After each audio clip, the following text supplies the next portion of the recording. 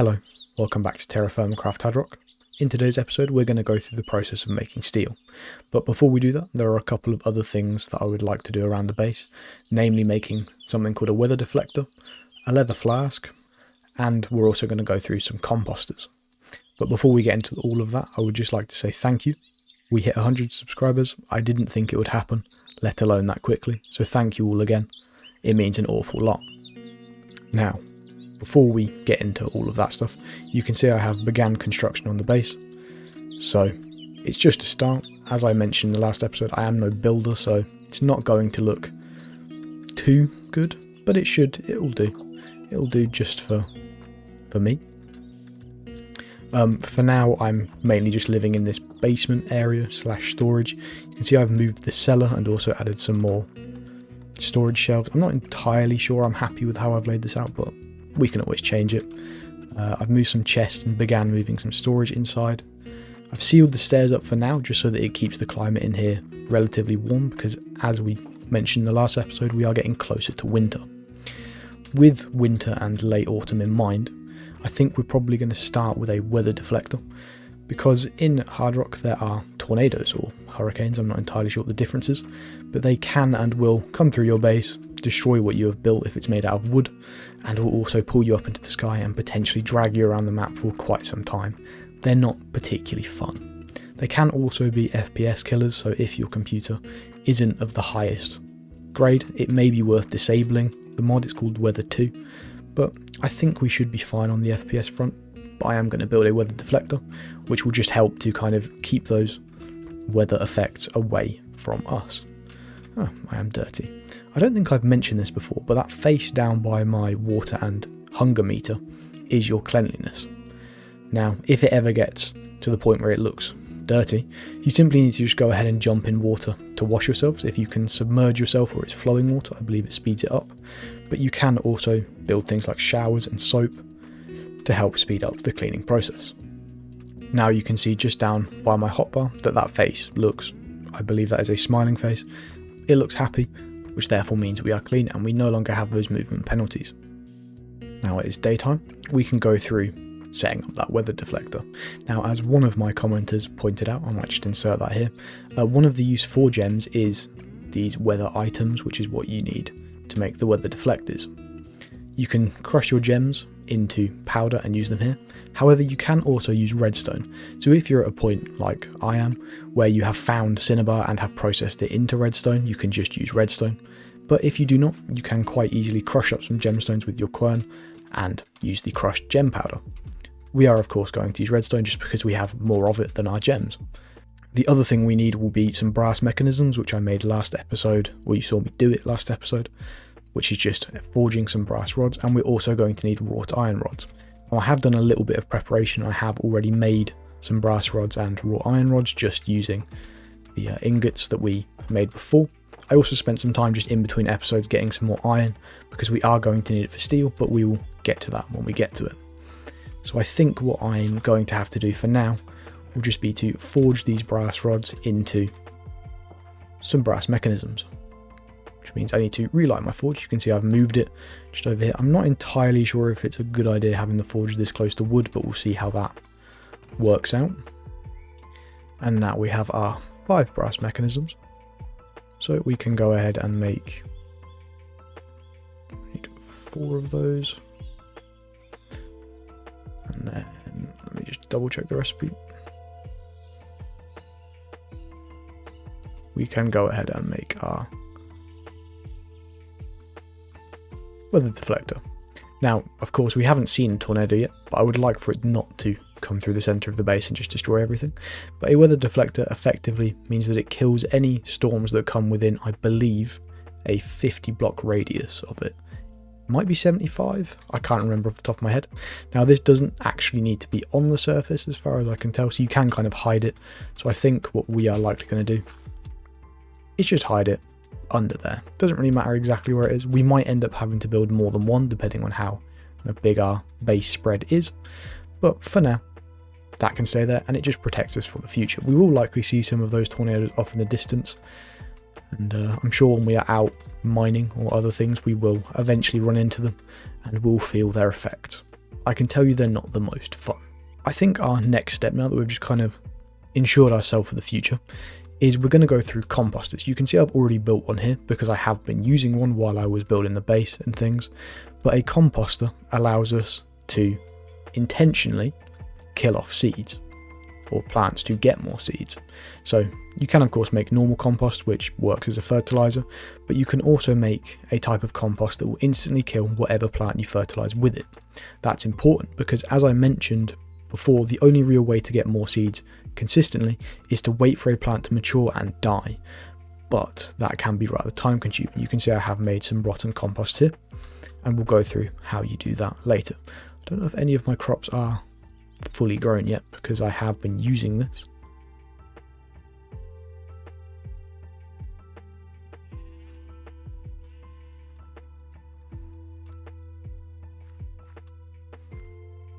Unfortunately not, so we might just have to wait off on the example of that, but I've been using it on things like jute, which will make sense in a moment, as well as doing the rye that was already sitting there mature, just because it's always good to get more crops on the go.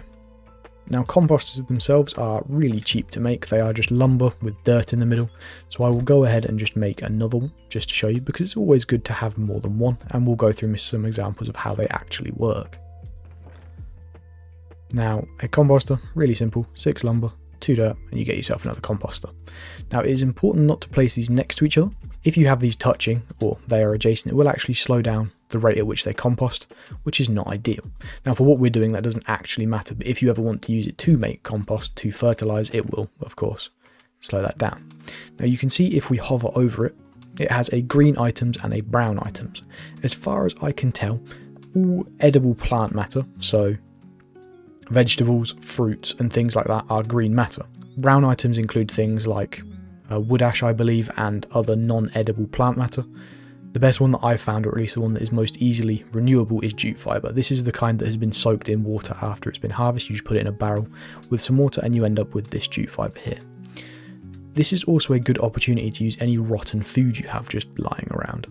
So if we go ahead and take our jute fibre and our, in this case, rotten onions and cabbages, you can see you need to fill up your composter so it has 16 green items, and then do the same with brown items. You'll now see it has a time left counter.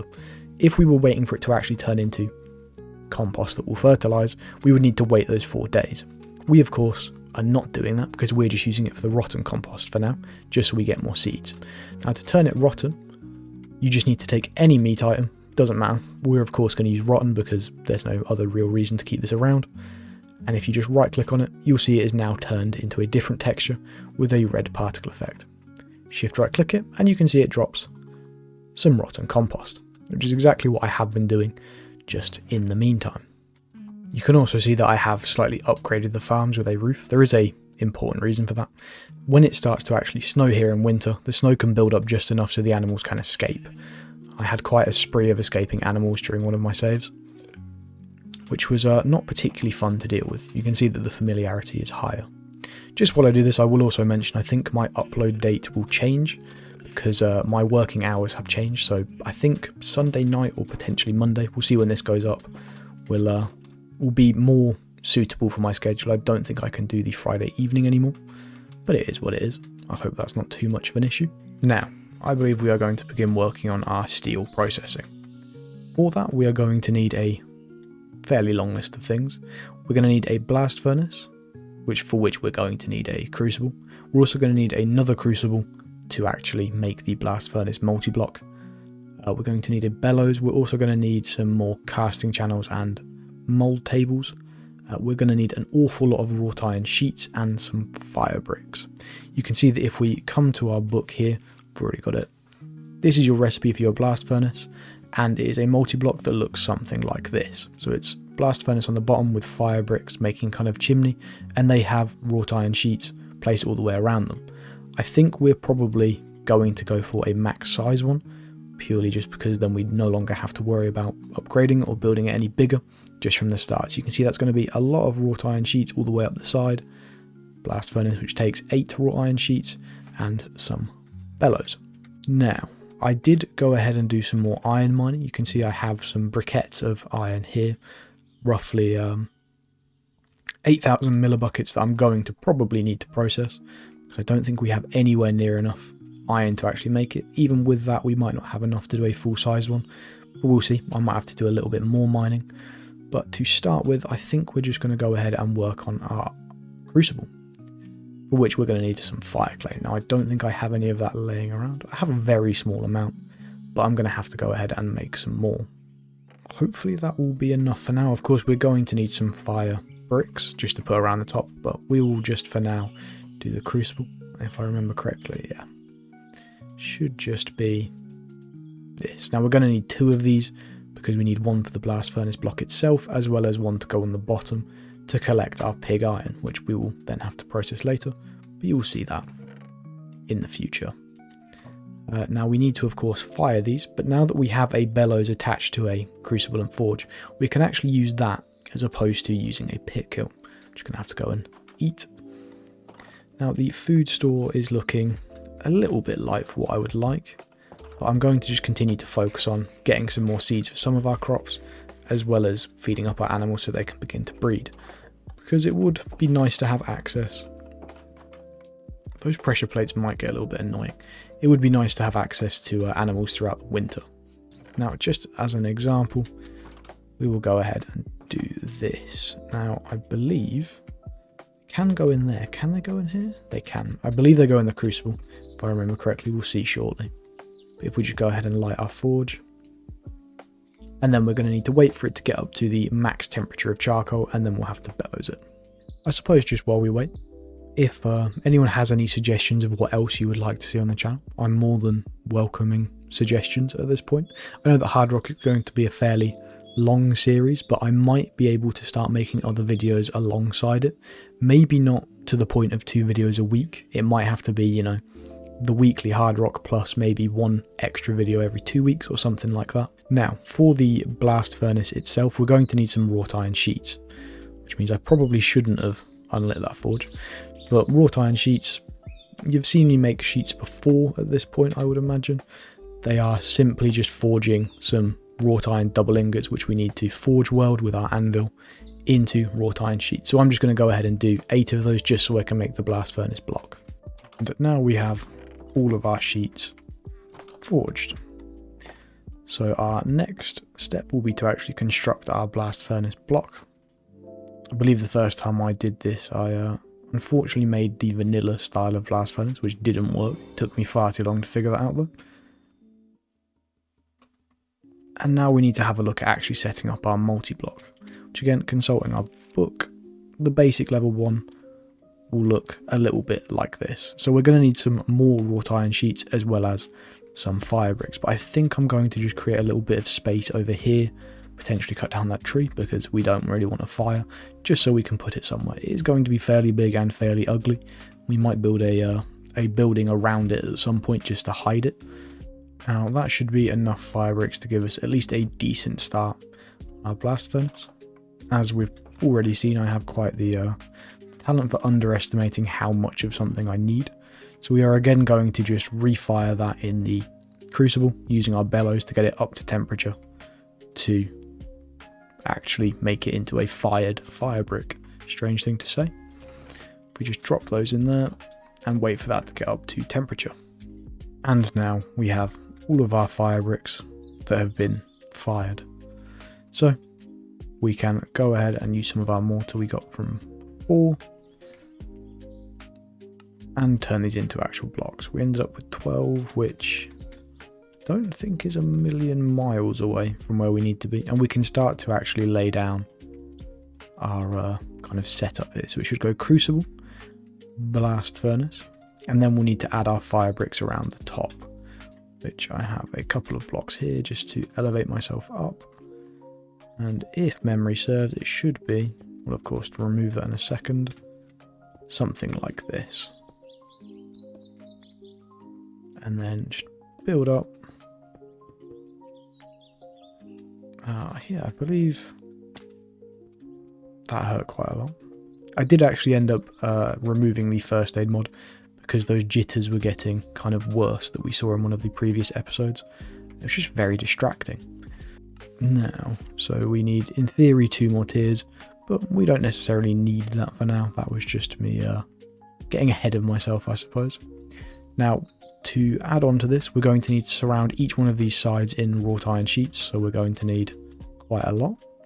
And we're going to need a bellows to attach to it, as well as some more of these mould tables and ingot moulds and casting channels. An alternative is perhaps we could run a casting channel all the way here. If we move this over to this side here, we may actually instead be able to just use our existing ingot moulds as opposed to making new ones.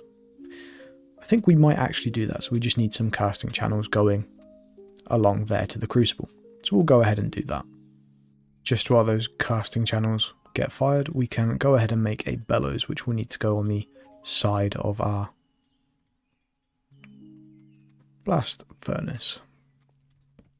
So it doesn't really matter which side. I tend to just go for one of the sides just because it's easy to access, and you may end up having to move it down to the crucible occasionally just because it turns into pig iron, which has a similar melting point to regular iron, so you'll need to be able to move it out of the crucible into its ingot moulds in order for it to be poured. So you're going to need it to be molten, which if you are too slow, it will solidify. Now at this point we just need to make some more of those wrought iron sheets just to surround this, so I'm going to need to turn the rest of our wrought iron into sheets, I would think. We might have to process some more, but we will see, so it's more forging time. Now after quite a significant amount of time, you can see that I have quite an array of these wrought iron sheets.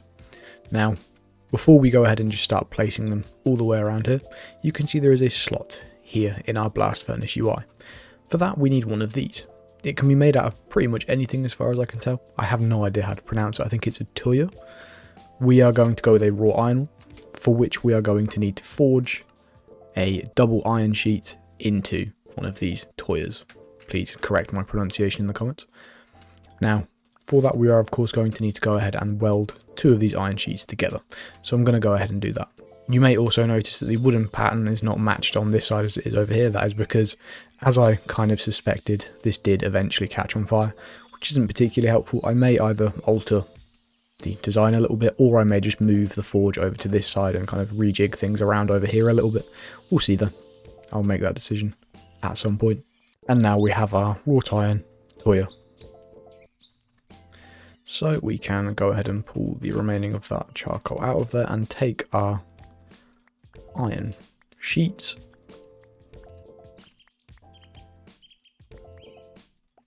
and begin adding them around the outside. So shift right click and you can see that we can just place them like so. Now I don't think I have anywhere near enough for the size we have, so we may actually have to just shrink it down for the demonstration purpose, but in between episodes I will likely just spend the time finishing processing some of that iron and this just to finish off the blast furnace so it is of a maximum tier. Now it is important to note we are going to need to get up to the top of this. I'm going to guess it's not going to like that, is it? No. So we are going to have to kind of have a little post with some ladders on it. I'll go ahead and remove these fire bricks for now, just because we can't use these tiers yet. Now, if my memory serves, we just need to take some cast iron ingots, or wrought iron I believe will also work, and throw them in here with some flux and some charcoal. I forget the actual capacity of this. Yeah, 4. So 4 and then one more. There we go. And then if we come down to our UI just here, you can now see this input stack is full. We just need to add fuel. So that's going to be 4 charcoal in our case.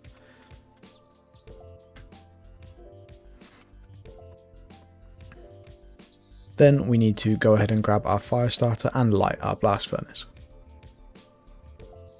Now, because of the size of our blast furnace, this is going to be a little bit more difficult, but what we essentially need to do is keep this fuel high enough while keeping the temperature high enough with the bellows for this to turn into pig iron, which is going to be, like I say, a little bit difficult because our fuel capacity is only 4, so there's going to be a whole lot of running up that ladder and adding more fuel. For now, we're just going to wait for our temperature to climb. You can also preheat your ingots, which I perhaps should have done just to speed up this process, but we're going to do it, I suppose, the old-fashioned way for now.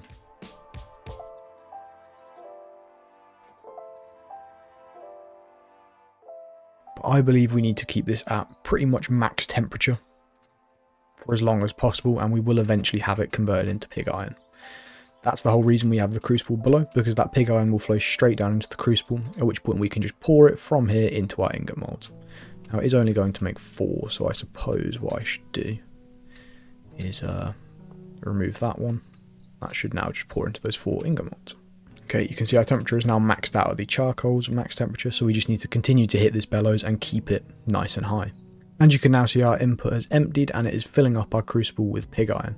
That will remain at quite a high temperature for a while, but you are of course going to need to pour it before it solidifies. So you may end up having to move your bellows down when it's in the crucible just so that you can reheat this forge beneath and actually get it flowing. But out should come 400, and then we pour that with our casting channel, and hopefully that will all empty before it reaches the melting point of pig iron, which I believe it will do. And as you can see, now converted into our ingot molds, which should turn into pig iron. One of the other disadvantages is it will use all of the fuel left over, so while it is of course easier to keep it at its max, the more kind of tiers you have to this, the more charcoal that can end up being wasted when you are doing this blast furnace process. So we just need to wait for these to solidify like so, and you can see we have now gathered ourselves some pig iron. Now pig iron is of course not steel. To do that we need to forge it in our anvil into what I believe is not exactly steel, it's called something else, let me just check. So it will turn into a high carbon steel ingot. You'll then need to forge it again into actual steel, so it's kind of similar to doing the bloom. You need to forge it once to turn it from bloom, I think it's just iron bloom, into refined iron bloom, and then again into raw iron. So it's a similar process. I think in one of the future episodes we're going to look at setting up kind of an automation, or at least some kind of line where we can take our pig iron and iron bloom and then just convert them straight into their refined counterparts, just so we don't have to go through this forging process every single time, because it is quite time consuming.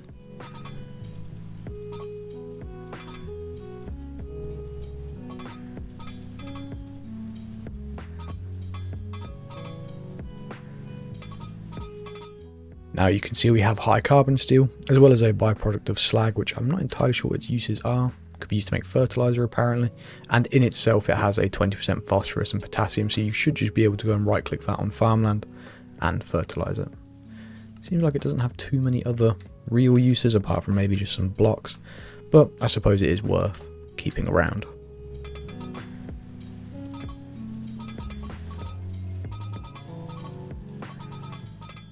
Now we have ourselves our 4 steel ingots. Currently there's not a whole lot we can do with that, because of course we can't forge it. If I just throw one of these in here, you'll see our recipes are extremely limited, because we would need to upgrade our anvil into a steel anvil, which I would imagine is a similar amount of ingots as we are used to. Yes, you're looking at 14 ingots in total, which is quite a lot. So I'm probably going to spend the time to upgrade this at some point, as well as make a steel anvil with some of our iron. And now for the final thing for this episode, we are going to go through making a leather flask, which you can see the recipe is quite simple. The only thing we really need to actually make are these leather flask sides, and to do that we're going to need leather sheets and leather strips, as well as a little bit of string and a bone needle. Now the first thing we are going to go through will be making the leather sheets and strips. So if I just go ahead and grab my shears, if you throw your shears in your sewing station like we have done before, you can see we can now make leather sheets. So I believe we'll need to make 2 of those if my maths is correct. Throw those in there, and then because we need 2 of those side pieces, we're going to need 4 leather strips. The next thing we are going to need will be a bone sewing needle. There is the option of an iron one as well as a netherite one. Of course netherite is out of our reach, and iron I just don't happen to have any laying around right now, so we're just not going to do that. But put your bone on your chopping block, chop it 3 times, and you can see we get a bone sewing needle. Now we just need a little bit of string. Throw that there, as well as our leather sheets, leather strips, and our string.